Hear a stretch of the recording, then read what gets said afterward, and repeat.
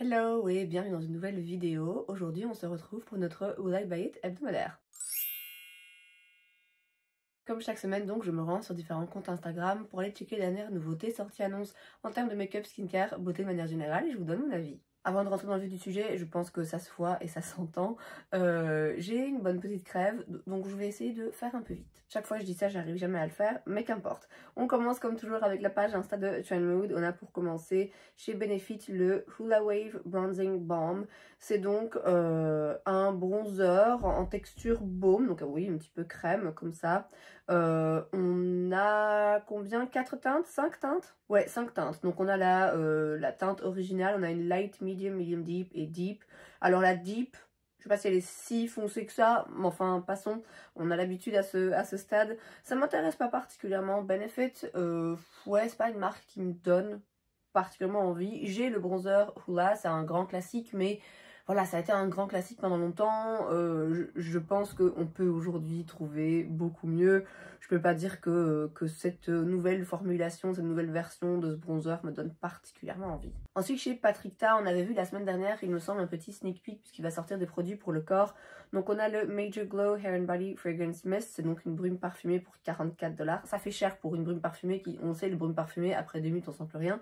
Ensuite on a le Major Glow High Shine Skin Perfecting Body Cream pour 58 $, donc c'est une crème pour le corps. Et enfin le Major Glow Nourishing Bronzing Body Oil, c'est donc une huile pour le corps un petit peu bronzante, un petit peu lumineuse pour 52 $. Et on a toujours leur Major Glow Balm pour 50 $. Ça existait déjà, je sais pas s'ils le ressortent parce que ça ne... c'est en édition limitée ou s'ils l'ont reformulé, j'en sais rien, mais bref, Patrickta c'est une marque que j'aime beaucoup, même si bon c'est un peu cher et qu'en plus ils ont été, il y a eu quelques petits scandales récemment, ça reste quand même une marque qui m'intéresse et pour laquelle j'ai envie de tester, j'ai envie de tester d'autres produits. Pas le produit pour le corps, franchement ça me dit pas, de base dépenser 50 balles pour un produit pour le corps, déjà ça me dit rien, pas plus, pas moins si c'est Patrickta, donc là je peux passer mon tour. Ensuite, chez Haslabs, on a le Parasculpt Velvet Bronzer. Alors, c'est un produit qui existait déjà. Je sais pas pourquoi, est-ce qu'ils l'ont reformulé? J'en sais rien, mais c'est pas non plus un produit qui était sur le marché depuis 5 ans, vous voyez? Donc quand ça fait 2 ans que vous avez sorti un produit que vous le reformulez déjà, ça me paraît un peu bizarre, mais enfin bref. Mais effectivement, il me semble avoir entendu il y a un moment d'ici qu'on n'arrivait plus à le trouver, qu'il était out of stock partout. Maintenant, voilà, il ressort. Je sais pas s'ils ont changé ou pas. Ils disent sans talc, parmi plein d'autres propriétés et ingrédients du produit, ils disent que c'est sans talc. Est-ce qu'avant il y en avait qui l'ont reformulé pour que ce soit sans, comme beaucoup de marques le font en ce moment? Quoi qu'il en soit, on a toujours 8 teintes et ça coûte toujours 38 $.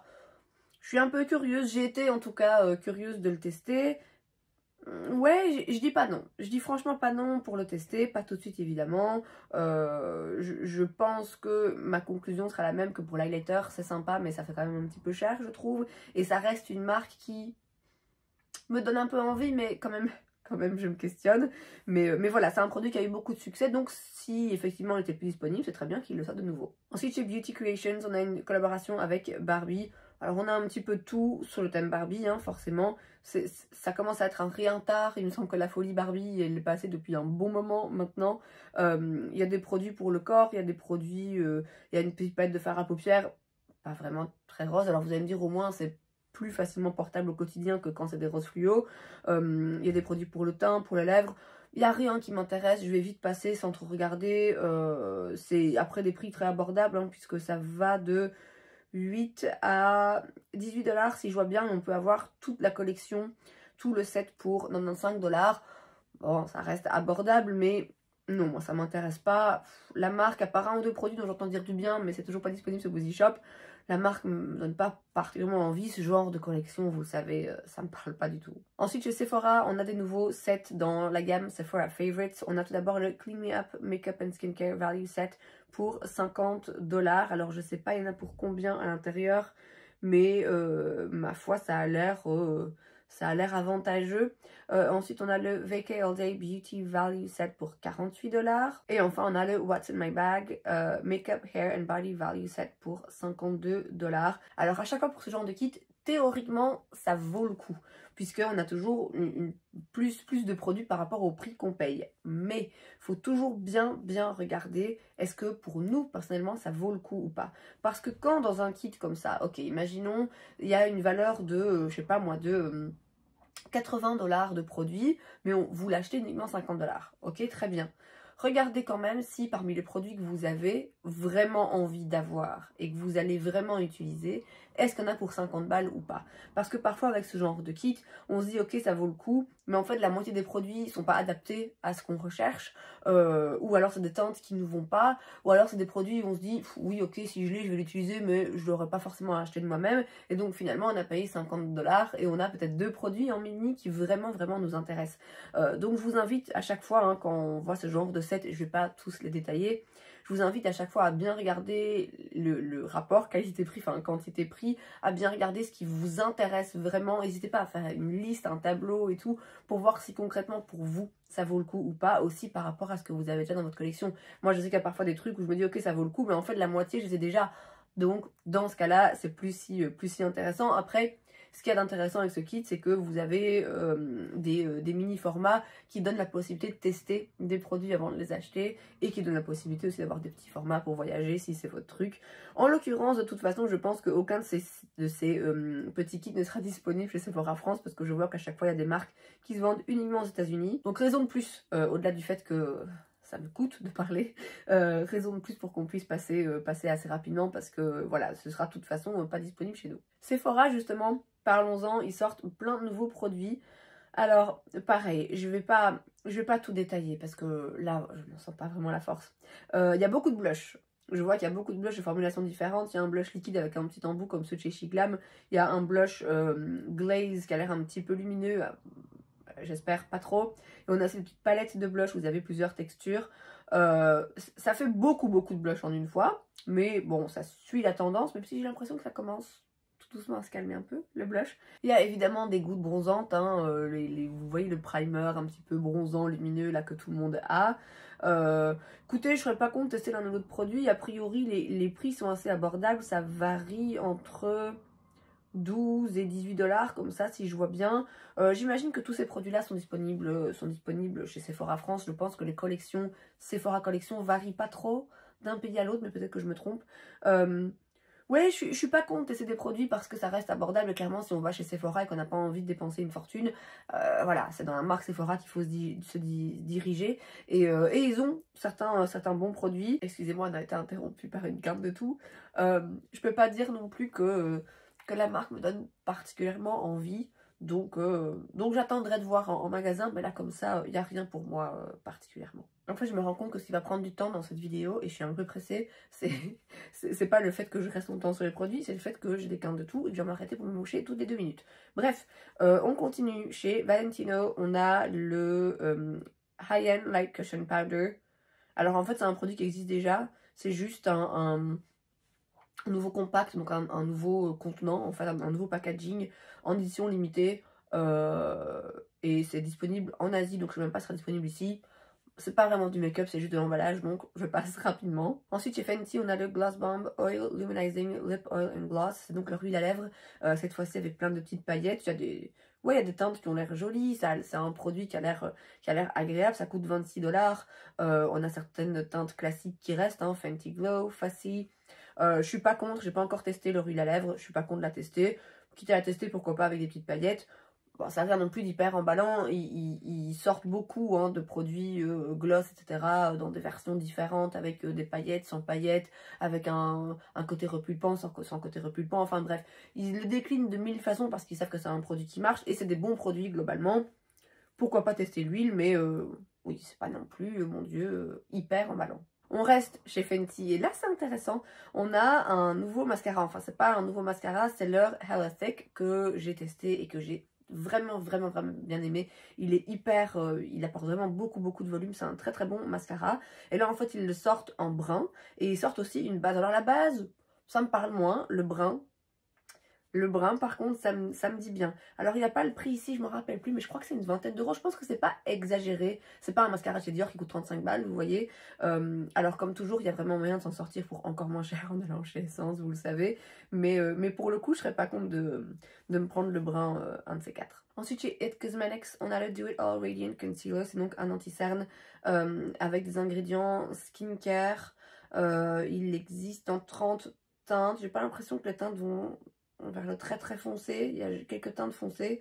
Enfin là, comme ça sur photo, c'est difficile à voir. C'est donc un anti-cerne avec une texture sérum qui va lisser, qui ne file pas dans les plis, qui a, oui, je vous dis, des ingrédients skincare à l'intérieur et alors un applicateur unique.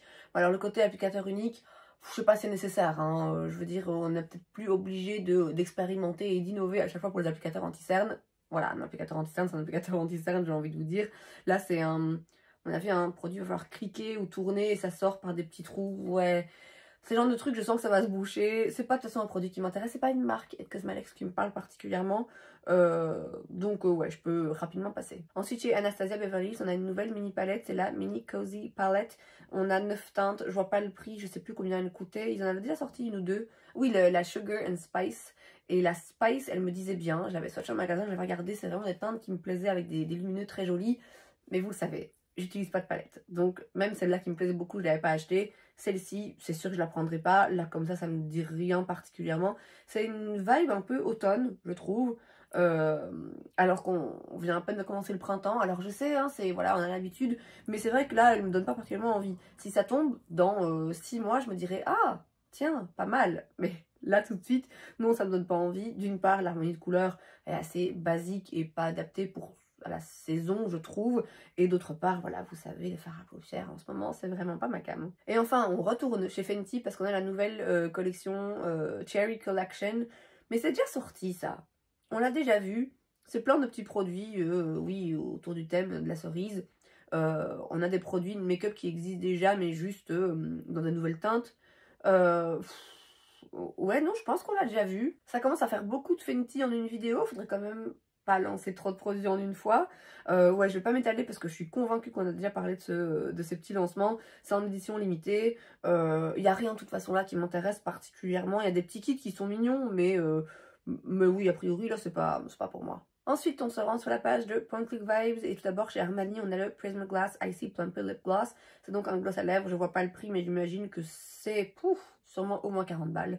Ils ont déjà sorti un gloss à lèvres il y a pas longtemps. J'imagine que là c'est un peu différent. Le Prismaglass, c'est vraiment un terme qui me dit quelque chose. Je pense que là c'est juste le côté Icy Plumper où effectivement ça va sûrement être un gloss ici qui repulpe les lèvres et qui a un effet un petit peu froid, mentholé à mon avis. Ouais, ma foi, le premier gloss qu'ils avaient sorti, je l'avais entendu dire du bien, ça avait l'air joli, mais bon voilà, c'est toujours un peu cher pour ce que c'est. Là, la version repulpante, pareil, ça a l'air joli, mais c'est sûrement encore une fois un peu cher pour ce que c'est. Je suis pas contre de base tester un autre produit chez Armani, mais c'est vrai que le prix m'arrête toujours un petit peu. Et ouais, je sais pas, c'est finalement pas une marque... je sais pas, c'est pas une marque qui me donne plus envie que ça, après tout. Donc à voir, mais à moins que je le vois en magasin et que je le swatch et que je trouve l'effet hyper intéressant sur les lèvres, ouais, je pense pas que j'aurai envie de dépenser 40 balles pour un gloss, pas celui-là en tout cas. Ensuite, chez About Face, on a le Blur Matte Lip Plump, ça coûte 18 $, là ce sera beaucoup moins cher. C'est donc un rouge à lèvres liquide, mais qui est soft matte, donc j'ai l'impression que c'est une formule un petit peu, vous voyez les genres de formulation un petit peu mousseuse comme ça, mat. C'est pas tout à fait sans transfert, mais c'est beaucoup plus agréable à porter. J'ai l'impression qu'on en voit pas mal en ce moment, ce genre de produit. D'ailleurs, on va en voir un encore juste après. About Face, j'ai jamais rien testé de la marque. Je suis pas particulièrement emballée par la marque de manière générale, même si je sais qu'ils ont de bons produits et que ça reste des prix abordables. Je peux pas dire qu'il y a déjà eu un truc qui m'est particulièrement donné envie. Ça fait pas exception ici. Je pense que c'est le genre de produits lèvres de formulation dans lesquels je vais investiguer dans les mois à venir parce que j'en vois de plus en plus. Mais là, comme ça, c'est pas le genre de produit lèvres aujourd'hui en tout cas que j'ai envie de porter. Donc, je passe mon tour. Et on termine avec NYX et je vous l'ai dit, un produit assez similaire, encore que je suis pas sûre. C'est le Smushy Matte Lip Balm. Donc là c'est un baume à lèvres, il y a quand même des couleurs qui sont bien intenses, mais il y a juste une photo, donc je sais pas si c'est quelque chose de très pigmenté ou si ça reste un peu en transparence. Ils disent Soft Blurred Tinted Lip Color.